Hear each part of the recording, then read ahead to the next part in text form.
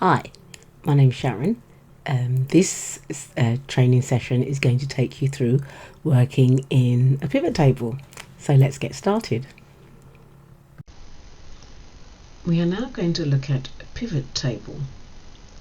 Pivot table enables you to pick up information and data and manipulate it in a way that will look, it's another way of showing your data in different ways, but it's a bit more, how can we say, it's a slightly easier way of managing or manipulating your data, should we say. So what we need to do is select the data that you wish to include in your pivot table. Now you don't have to select everything here. As you can see, we've got quite a bit of information here, but we don't need to select all of that. We can simply select just the information that we want to see. So we can say, let's select this little this list. Let's just select this amount here, and then we'll go up to insert on our tabs, and then we've got the option for pivot table. We have got recommended pivot tables there that it'll recommend for you. We can create our own. So let's click on pivot table, and you can see that it's got the area selected. It's saying it's select a table or range, and we've already done that. It's selected. It's on the sheet called sales, and then it's telling you that it's selected the area here. The dollar signs, incidentally, means that it's an absolute cell reference, so it will pick up everything from A4 to E18. Okay, as A4 is here and E18 is down here. It's going to put it into a new worksheet because it makes it easier to work with for a pivot table, because you can see the data more easily, and when you manipulate it, you'll see what it's doing with it. It'll look too small if you had it in the sheet here. So that data is already selected for you. That information is selected already, and then all you've got to do is click on OK. Now what you see here, it says pivot table 1. Now what we're going to do, this is your pivot table. So we click away from it, you can see that the information on the right hand side disappears, and also our contextual toolbar at the top here will disappear too. Let me do that again. If I click away, we have our normal toolbar here, tabs and toolbar, but if I click into anywhere in the pivot table area, we now have a new toolbar called pivot table and analyze, and then we have some information over here on the right hand side. So you can see the information I selected, the titles have been placed here in this list here. Now there is a drop down arrow on the right hand side that you can choose some other ones if you wanted to. You've got the names of the sales reps here. It's just showing you the data that's in there. Again, if you clicked on date, it will show you the dates that you had to choose from here. Okay, but we don't need to do that. What we're going to do now is place each of these items down in this area here. Now I would like to see, you need to decide what it is, what information you'd like to see. So for example, if we wanted to have the sales rep shown, you can see that straight away two things have happened. It's moved or added the sales rep heading down in the rows here, and it's placed the name of the sales reps in the rows showing here. We've got Alice, Ernest, etc., and these are your row labels.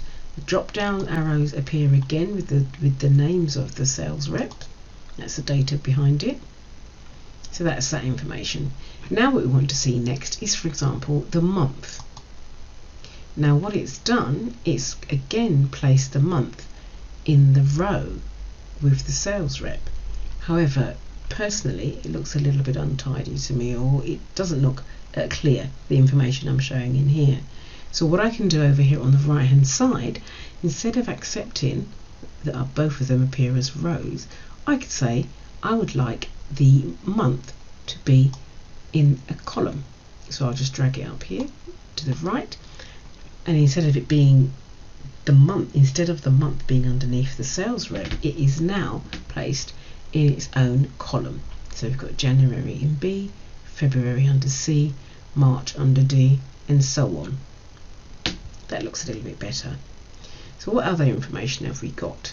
So then we've got the product, for example. So if we select product, where does it place that? Well, it still wants to place it underneath each sales rep, which could work and looks okay. However, if you wish to manipulate it and lay it out in a different way, you could then say, okay, instead of having it as a row over here on the right, we'll have it as a value. So we want to see the value of it. So I'm just dragging it to the right hand side. And now it will show you for each sales rep the value underneath the month. Okay, you can see that data here. I've clicked outside of it, so the table on the right, or the information on the right, has disappeared. If I click back inside of it, the pivot field tables will appear again for me to manipulate. And you can move these around as you wish. If you want this to be moved to now to be a filter, we can take the month over into the filter column, and month will appear at the top here as a filter. So you can filter the data. It's again a way of manipulating the information that you have. So if you want to see January figures, we can say OK on that, and it will just show us for January, and it's only this person here and their grand total. You can see here you've got a filter, which you've seen in the previous session. If you want to see February, if you select February, you can go on OK, and it will change the information that you see. Okay. If you don't want the month to be a filter, you simply untick it and it will remove it. We've still got the count of products because we asked for the values. If you moved count of products to columns, for example, let's see what happens with that. So we've got the products listed by each of the columns, and if we had sales selected up here on the right, you can see that the amount of sales it had has been placed in values because it is it's a figure, it's a sum, so it's automatically placed it in as a value.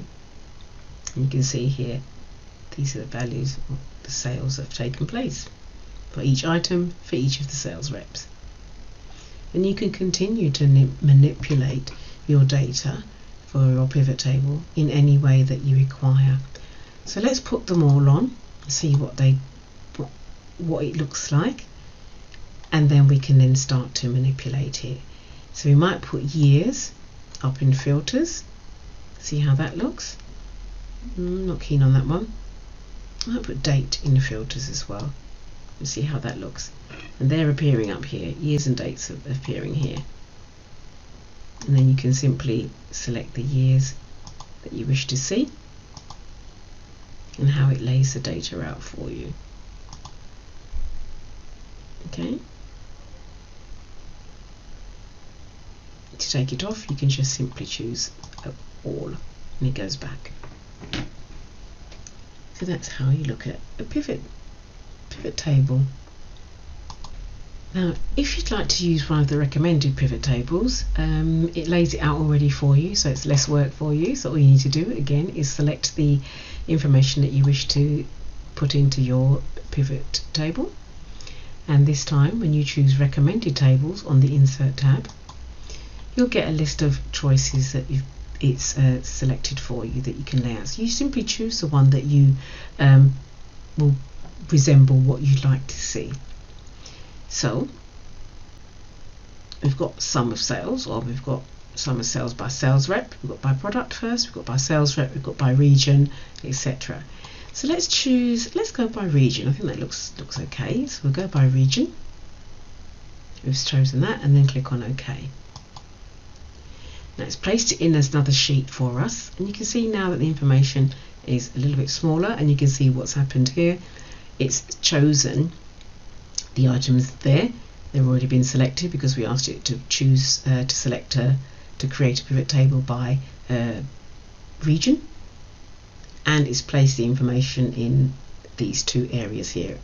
Region and sales is in rows, and values is the sum of sales, and here we have this. Now what we have here are some plus arrows. Now what we have are some plus signs.